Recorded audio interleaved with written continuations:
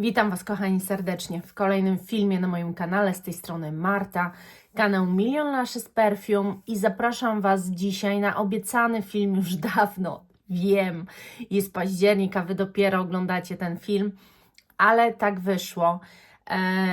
Miałam bardzo dużo filmów do przodu ponagrywanych.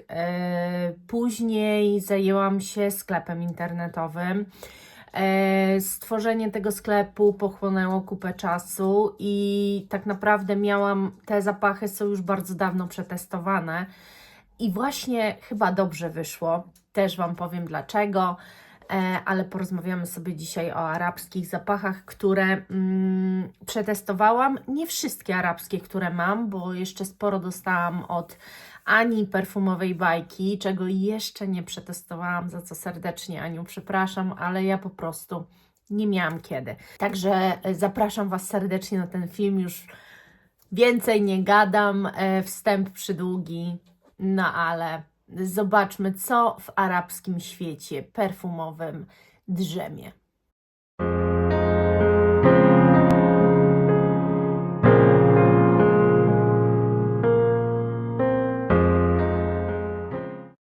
Jeżeli mnie już dłużej oglądacie i jesteście ze mną przez dłuższy czas, to raczej wiecie, że ja z arabskimi zapachami ani nie jestem dobrze zapoznana, bo uważam, że nadal przetestowałam tego bardzo mało, ani też nigdy nie poszukiwałam tak zwanych klonów jakichś zapachów, żeby kupować, sprawdzać, czy to podobne, czy niepodobne i tak dalej, więc ja jestem ogólnie tak trochę z rezerwą podchodzę do tych zapachów. Są też takie nuty w arabskich niektórych zapachach, być może też większości, które jakoś mi tak przeszkadzają, które po prostu czuć, że to jest zapach arabski.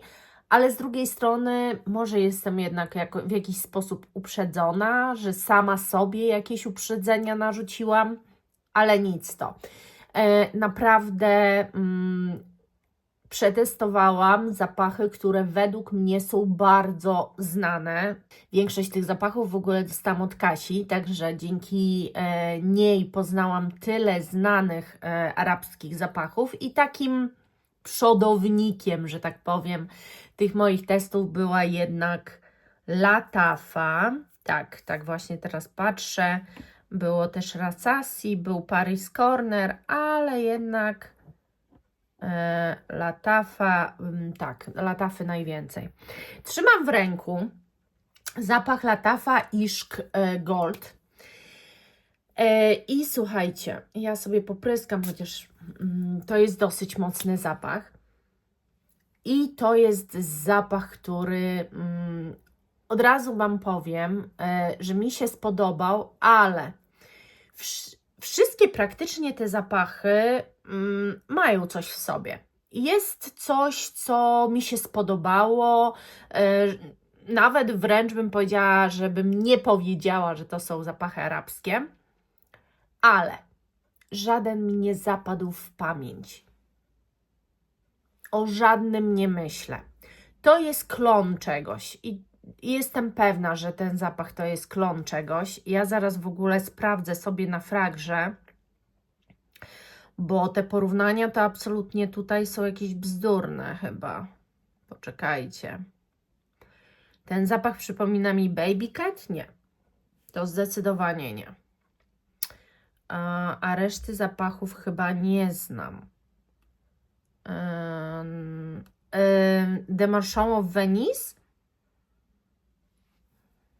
Może w jakimś tam stopniu faktycznie, tylko że Demarchon of Venice jednak jest szlachetny. To nie jest szlachetne i to akurat czuć. Natomiast muszę Wam powiedzieć, że jest tu przepiękna zamszoskóra. Zapach jest wibrujący w nos. Parametry ma przeciętne, bym jednak powiedziała, niewybitne, nie bardzo duże, nie olbrzymie, raczej przeciętne. Zapach łączy w sobie tę zamszoskórę z karmelem i to czuć praktycznie cały czas, ale w pewnym momencie trochę mi się to nie podoba, że tak strasznie mocno ta skóra się wycisza, że za mocno się wysładza. Właśnie De Marchand of Venice jest tak zbalansowany, że ja na przykład tam w ogóle słodyczy nie czuję. A tu jest, i to też moim zdaniem jest taka cecha charakterystyczna Arabów, że nawet jeżeli zapach w konwencji nie powinien być za bardzo jakiś taki gurmondowy, słodki, to gdzieś na końcu tego zapachu, jak on się ułoży, jak tak na końcu brzmi, to czuć, że on wpada właśnie w tę słodycz gurmandową. I nie wiem, czy też macie takie odczucia, ale to jest taki mianownik wspólny tych zapachów, moim zdaniem. I tu jest tak samo. Wkurza mnie, że ten karmel przenosi ten zapach bardziej w kamrę i przeobraża go bardziej w te klimaty kamrowe niż w tę skórę, która na początku po prostu jak mnie uderza, to jest czymś przepięknym, bo to właśnie nie jest taka skóra sama, tylko czuć, że to jest zamsz połączony ze skórą, ale o dziwo te pierwsze uderzenie tej skóry, to macie dosłownie tak jakbyście wdychali świeżo dostarczony fotel skórzany. To jest dosłownie zapach tej żywej takiej skóry, świeżej, tylko co wykarbowanej. Nie jest to zapach kwaśny, tylko właśnie słodki. No i niestety dla mnie ogromnym minusem tego zapachu jest ten karmel tak naprawdę. Bo tu jest karmel w nutach głowy i szafran. Gdyby tego karmelu nie było i był tylko ten szafran i później w nutach serca ten zamsz, skóra, fasolka tonka i może być wanilia, tak jak jest w bazie bursztyn i piżmo, zapach byłby dużo ciekawszy, bardziej niszowo by brzmiał, a tak, no po prostu takie gurmondowe jednak brzmienie i naprawdę to jest bardzo ładny zapach, ale zbyt kamrowy. Wolę już kamrę, bo przynajmniej wiem, że tam kupuję tę szarlotkowość. Wiem, czego się spodziewam, więc wiem, po co mam ten zapach. A tu czytacie po nutach, że skórzany, czytacie we fragrze, że jest skórzany przede wszystkim. No a tak naprawdę jest zbyt słodki, a za mało jednak skórzany, jak się już ułoży. Znowu latafa. Tym razem kamra Kakwa. Ja mam kamrę podstawową i mam kamrę z tego roku Dukan. Obie bardzo lubię, ta Dukan podoba mi się nawet bardziej. Natomiast Kakwa, byłam też ciekawa w ogóle, mam prawie całą fiolkę, tu jest na pewno sporo mililitrów, z 5 moim zdaniem mililitrów tu jest. Moim zdaniem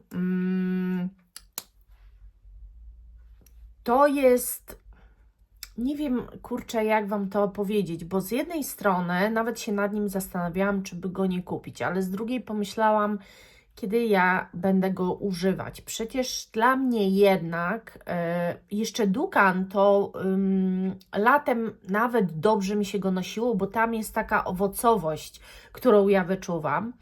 Natomiast ta kamra podstawowa dla mnie to jest taki zimowy, nawet nie wiem czy jesienny, bardziej zimowy zapach. Natomiast początek jest kamry podstawowej, ale nie wiem, czy mi to pasuje, słuchajcie, tak się zastanawiam ciągle i tak biję się z myślami, ponieważ to jest zapach kandyzowanych owoców. I jeżeli ktoś kocha zapach kandyzowanych owoców, to jest ten flanker kamry jest dla nich. Ja natomiast muszę Wam powiedzieć, że przytłaczają chyba mnie te kandyzowane owoce. Poza tym ja czuję tylko je. Nie czuję za bardzo nic innego w tym zapachu. To jest takie, jakbym miała Wam opisać, to bym powiedziała tak.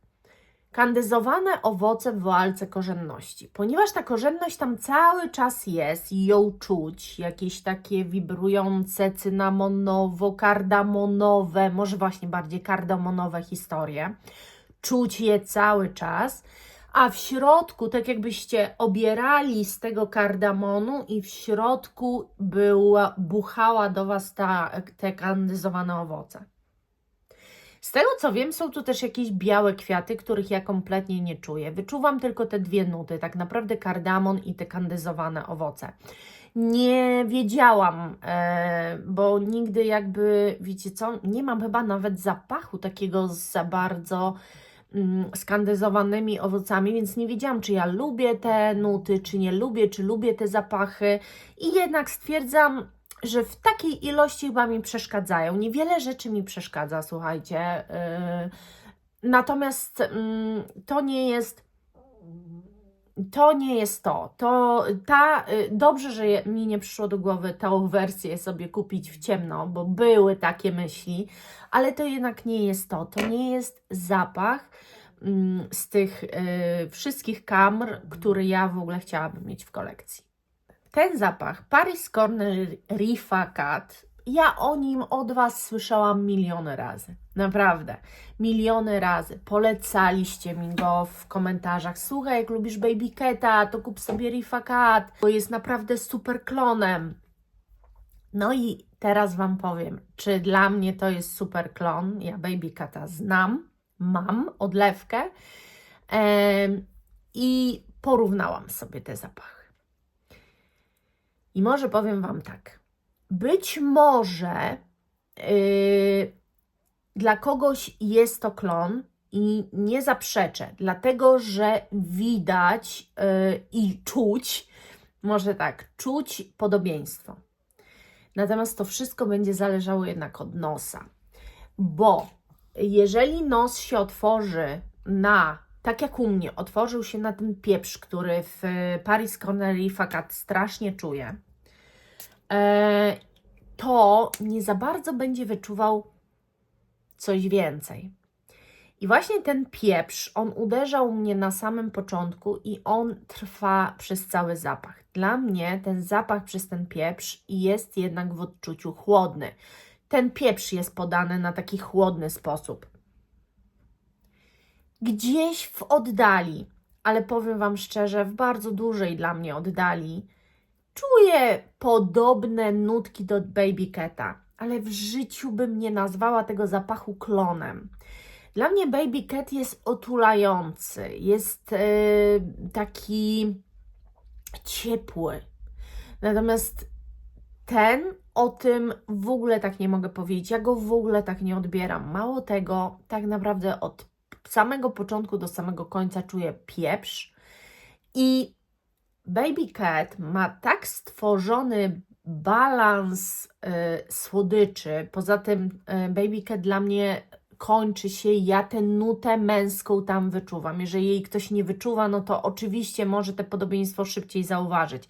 Ale dla mnie Baby Cat cały czas tam z tyłu ma tę nutę męską i dlatego też ten Row Bourbon mi się tak nie spodobał, bo jest już bez tej nuty. I ten Rifa Cat to w ogóle, słuchajcie, to jakby nie jest klimat tego zapachu. Baby Cat jest dla mnie wyjątkowy, jest zbalansowana słodycz. Nie jest moim zdaniem Baby Cat przesłodzony, chociaż jest gurmondowy, ale ta gurmondowość jest taka, ja bym powiedziała, że nonszalancka. Wszyscy wiedzą, że tam jest, ale można by się pokusić, że jednak może przeważa jakaś whisky albo coś w tym stylu. Wiecie o co chodzi, że tam jest taki idealny balans. No i znowu, Rifa Cat dla mnie z kolei jest po prostu gurmondem. Pieprznym, jak diabli. Chłodnym przez ten pieprz, bardziej, ale jednak gurmondem. Ja tu znowu wyczuwam jakieś takie nuty karmelowe, znowu ten karmel taki, jak jest w kamrze, jak jest właśnie tu w tym iszk. Ja po prostu cały czas czuję tę jedną nutę gurmondową, która jest w nich wszystkich. Naprawdę ciężko jest mi ją odróżnić, bo ja mam wrażenie, że tam jest wszędzie dodawany ten karmel taki bardzo prawdziwy, realistyczny, o może tak, ale nie ma zabawy gourmandem. Tam nie ma właśnie jakichś takich nut przełamujących. Nawet jeżeli jest wanilia, to jakby mam wrażenie, że wanilia też jest podawana na sposób gourmandowy. To nie są, powiem Wam, że z tych trzech, o których Wam teraz powiedziałam, ten iszk jest najciekawszy, bo czuć tam tę skórę, ale szkoda, że ona ginie po pewnym czasie, że nie jest już tak pięknie wyczuwalna. Ten zapach, z tego co wiem, też bardzo wiele osób zna. Jest to Lattafa Lean. I teraz tak, on ma fajny początek, psiknięcie. Jest tu wszystko, co ja lubię, bo jest tutaj mango z jaśminem. Ja głównie to wyczuwam. Ktoś może powiedzieć, że po prostu owocowość z białymi kwiatami, no ale ja czuję dosłownie mango i jaśmin połączony i jest to przepiękne połączenie, powiem szczerze. Ale nie wiem, dlaczego on się u mnie wymydla. Po prostu robi się taki mydlany, mydełkowy wręcz, taki i teraz tak, i to jest takie mydełko typu mydełko fa, właśnie, które jest jakimś tam dodatkiem zapachu, ale jednak wiecie, że to jest mydło, bo to nie jest takie mydło aldehydowe, że wiecie, że to jest takie mydlane, tylko właśnie zapachowe. Ale bardzo jednak czuć taką mydlaność, że to jest coś, co się spieni. Zanika mi też strasznie mocno te mango. Mam wrażenie, że jaśmin właśnie tu przejmuje taką jakby rolę tego mydła. I teraz z ciekawości, bo sobie to odpaliłam, jest tu też piżmo. Być może te piżmo właśnie przekształca to wszystko. O, jest mango i jaśmin w nutach serca. Być może te piżmo jest tutaj w tej formie mydlanej i ono tak bardzo z bazy dochodzi do głosu, że ten zapach robi się dla mnie strasznie mocno mydlany. Jest też tuberoza. Nie do końca wyczuwam tuberozę. Bardziej bym stawiała, że to jest właśnie ten jaśmin.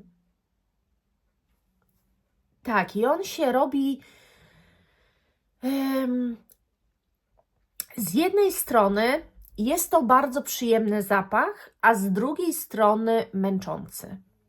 On ma dobre parametry i może też przez te parametry jest dosyć męczący. Jest podane, że w nutach głowy jest imbir, którego ja nie wyczuwam, a który ubóstwiam i jak go czuć, to mam wrażenie, że zawsze zapach jest piękniejszy, że jest ciekawszy, że jest jakiś.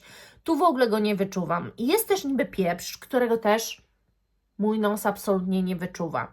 Ja wyczuwam 2 nuty, myślę, że może 3, bo te piżmo, które jest właśnie w taki mydlany sposób podany.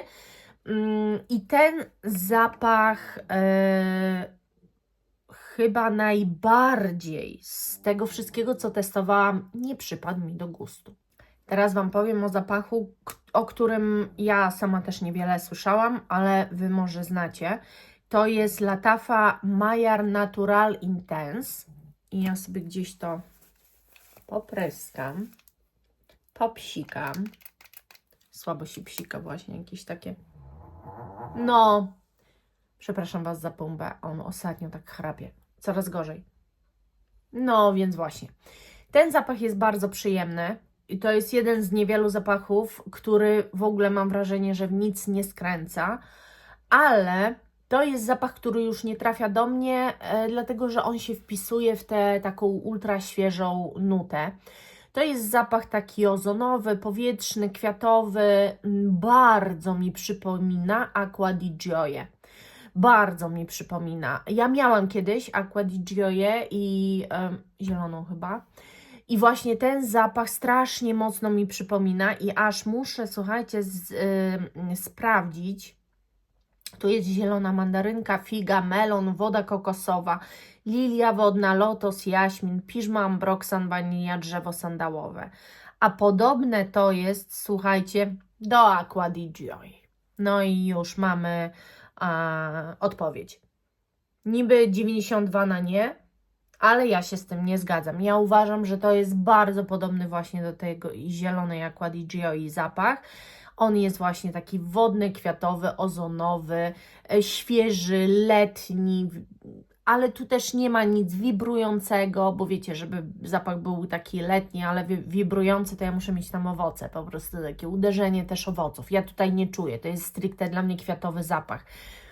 Bardzo ładny, nie wyczuwam tu arabskości w nim, ale po prostu ja już nie jestem zainteresowana też zapachami typu Acqua di Gioia, bo lubię po prostu już coś innego, no, ale to się gust zmienia z czasem. Im więcej macie przewąchane, tym oczekiwania rosną. Teraz Wam powiem o zapachu Zimaja, marka Zimaja, zapach Sharaf Blend.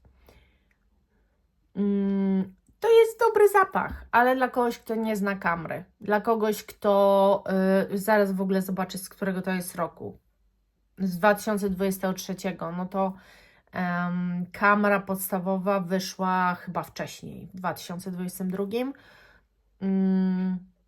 Nie wiem, zabijcie mnie, ale tak stawiam. A może też w 2023?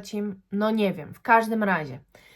Te zapachy dla mnie są tak strasznie do siebie podobne w brzmieniu, w tym jak trwają cały dzień.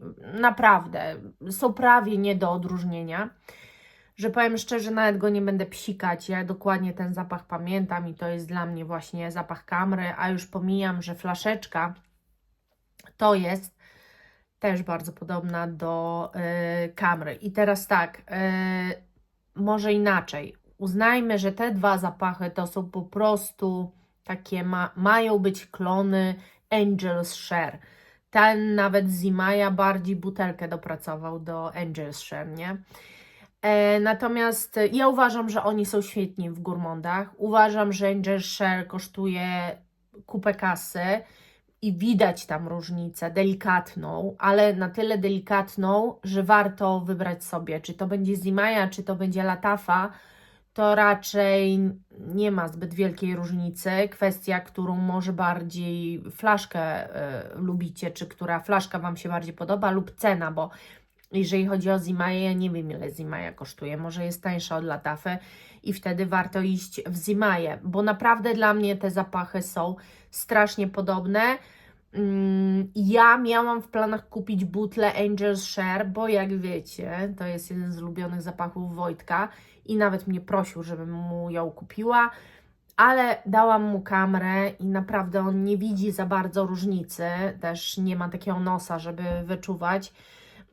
No i stwierdziliśmy, że przecież to jest bez sensu, bo ten zapach jest jednak drogi, a naprawdę te zapachy są dobrze zrobione, są długotrwałe, fajnie się utrzymują, fajnie pachną, tak, no w Gourmandach, oni potrafią Gourmandy, naprawdę. Ten zapach na pewno kojarzycie. Jeżeli jesteście na jakichś grupach perfumowych, jeżeli oglądacie filmiki perfumowe różnych osób, to raczej z tym zapachem też gdzieś się Wam przynajmniej o uszy obiło, jeżeli nie jesteście zaznajomieni, a mianowicie chodzi o Carat Maison Alhambra. Słuchajcie, to jest zapach bardzo inaczej, próbujący udawać Kirkę od Tiziana Terenzi, ale bardzo nieudolnie, moim skromnym zdaniem. Jest to turbo-owocowy zapach. Ja się nim popsikam, on ma niezłe parametry. Bardzo owocowy zapach. Na początku uderza Was koktajl owocowy. Taki, jak sobie możecie wyobrazić, dosłownie koktajl owocowy. Później delikatnie gdzieś ja wyczuwam te piżmo, które jest tu akurat mydlane. I to troszeczkę różni, dlatego że w Kirkę jest te piżmo, które właśnie odpowiada za tę moc tego zapachu. I może tak być, że niektórzy te piżmo odczytują jako takie dosyć mydlane, ale ja nie. Dla mnie tamte piżmo to jest takie upiorne piżmo, mocne, na których leży tona owoców, dosłownie tona owoców. Natomiast tu jednak cały czas te owoce są przez te piżmo ukazywane w taki dosyć mydlany sposób. I powiem Wam, że jak one się ułożą, jest pewne podobieństwo. Dlatego mówię, że on próbuje udawać Kirkę, bo jest pewne podobieństwo. I jeżeli ktoś nie ma Kirkę czy Erbapury, bo to jest wielokrotnie, bo mówiłam, bardzo podobne do siebie zapachy, to myślę, że Karatem moglibyście być zachwyceni, zadowoleni też z jego parametrów, pod warunkiem, że nie odczytujecie właśnie tego piżma, które tu jest, w sposób mydlany. Ja niestety je tak odczytuję i te wszystkie owoce są dla mnie zbyt mydlane. Natomiast jest to coś podobnego, nie ma najmniejszych wątpliwości. Jest to coś podobnego, jest to coś w takim klimacie i jest to coś dla osób szukających turbo-owocowych zapachów, takich bardzo, bardzo mocarnych. No to zdecydowanie to jest dla Was. Ten zapach też na pewno wszyscy znają, to jest Rassasi Oud Al-Abiad. Ja słyszałam tę nazwę niezliczoną ilość razy i jest to zapach, który po prostu raczej jeżeli oglądacie jakieś filmiki, to jest Wam znany, przynajmniej do skojarzenia. I początek tego zapachu jest naprawdę piękny, niezwykły. Mam wrażenie, że jest straszne otwarcie cytrusowo-różane. Przepiękne. Tak, różano-cytrusowe otwarcie. Piękne. Mogłoby tak trwać, ale nie trwa. Za moment robi się ten zapach drzewny, ale ja w nim głównie wyczuwam konwalię. I teraz to jest konwalia męska. Ja bym w ogóle odczucie, jeżeli chodzi o ten zapach, to mam, słuchajcie, takiej wody, starej wody kolońskiej męskiej. Troszeczkę taki vibe Encre Noir. One nie są do siebie podobne, tylko po prostu ten vibe drzewności jest taki właśnie bardzo męski. Dla mnie to jest taka stara woda kolońska. Ten zapach, nie mogę powiedzieć, że mi się nie podoba, ale też nie mogę powiedzieć, że mi się podoba. Ja nie mam nic do męskich zapachów, mam uniseksów w bród, używam też męskie zapachy, używam też Wojtka zapachy, nic mi nie przeszkadza. Ale jest tu jakaś nuta, która wybrzmiewa trochę jak zepsuta. I moim zdaniem to robi konwalia. Konwalia czasami potrafi być tak podana, jak coś bardziej zepsutego. A czytam tu nuty i patrzę, że konwalia występuje w sercu, a naokoło niej różne nuty drzewne i oprócz tego bez. I moim zdaniem bez z konwalią to się chyba nie za bardzo lubią, dajcie znać, ale dla mnie to nie jest dobre połączenie. Dla mnie to jest połączenie, które krzyczy, że jestem mężczyzną. Nie wiem, czy... No nie chciałabym tak pachnieć cały dzień, ale też z drugiej strony ma coś ten zapach w sobie. Jest w nim coś takiego interesującego. Mam też wrażenie, że momentami brzmi niszowo. Naprawdę jest w nim coś mega intrygującego, ale nie chciałabym tak pachnieć. Mam też próbkę Latafa Ayayeb.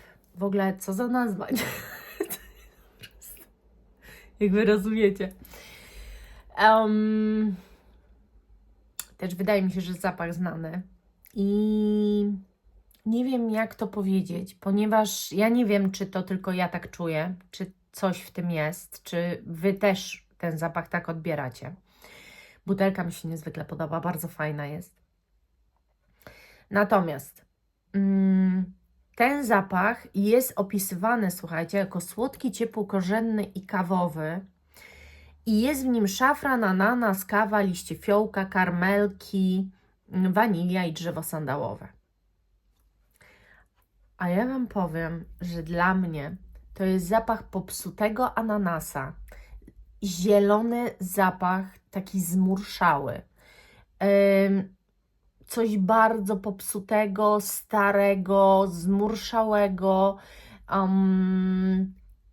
I to nie są nuty, na które jeszcze jestem gotowa. Ja przewąchałam sporo tego typu zapachów i nie do końca jestem w stanie się z nimi zaprzyjaźnić. Chyba nie jestem jeszcze na tym etapie. Mój nos jeszcze po prostu to nie jest to. Nie wiem, co tu jest takiego, słuchajcie, w tym zapachu, że mój nos go tak odczytuje. Ja myślę, że większość odczyta go jako słodki i ciepłokorzenny, taki jak jest. Nie wiem, czy kawowy, ale słodki, ciepłokorzenny, wydaje mi się, że tak może być. Ja nie jestem w stanie go tak odczytać. Dla mnie wszystko w nim krzyczy jakimś sianem, stęchlizną. Zieloność ta jest taka wręcz zagrzybiała. No i ten ananas, który czuję niewymownie, ale który jest spleśniały już i taki po prostu popsuty. Coś niesamowitego. Prawdopodobnie może to być tak, że coś, może moje hormony gdzieś jakoś nie zagrały, coś tutaj nie zaiskrzyło między mną a tym zapachem, bo wydaje mi się, że ta propozycja jest na tyle znana i na tyle lubiana, że to jest ewenement, że on na mnie tak właśnie wybrzmiewa. Patrzę na te właśnie próbeczki wszystkie i tak jak ja je testowałam, słuchajcie, to naprawdę starałam się w nich dostrzec to, co inni dostrzegają, to, co inni wywąchali, to też dać im szansę, nie być uprzedzonym. I ja nie mogę powiedzieć, że to są złe zapachy. Niektóre z nich naprawdę wybrzmiewają bardzo wysokopółkowo. Natomiast te zapachy głównie zbudowane na jakimś gurmondzie, dla mnie wszędzie jest ten sam karmel jakby dodany i nie widzę między nimi za bardzo różnicy. Także to, co lubicie, słuchajcie, każdy z nas może lubić co innego. Ja nie jestem zamknięta na zapachy arabskie, ja po prostu chciałabym w końcu poznać coś, co mnie jakoś tak położy, nie wiem, padnę na kolana przed tym zapachem. Tak jak mam nawet z głupią Pradą Paradox Radical Essence, którą poczułam i stwierdziłam, wow, to jest niesamowite, kupuję.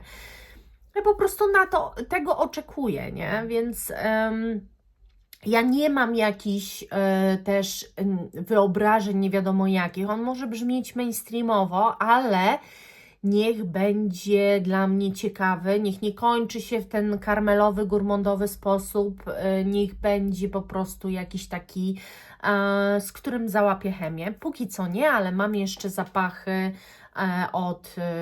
z tego co kojarzę, tam też są jakieś arabskie, właśnie od Ani Perfumowej Bajki, więc jak uda mi się tam coś znaleźć arabskiego, przetestować, to też Wam zrobię film. Jeżeli któryś z tych zapachów jest Waszym ulubieńcem i go kochacie i ubóstwiacie i uważacie, że to jest najpiękniejsze, co może być, to bardzo się z tego cieszę, ponieważ to jest fantastyczne, że możecie znaleźć w tak stosunkowo niskiej cenie 100 ml zapachu, który ubóstwiacie. Także ja Wam tylko mogę pogratulować i ja myślę, że przyjdzie taki czas, kiedy może znajdę coś arabskiego, co po prostu mnie zachwyci. Także nie przestaję testować tych zapachów. Jak tylko będę miała możliwość, testuję je dalej i będę się z Wami dzieliła tymi moimi testami. Ja za dzisiaj serdecznie Wam dziękuję i do następnego, kochani. Buziaczki. Pa, pa!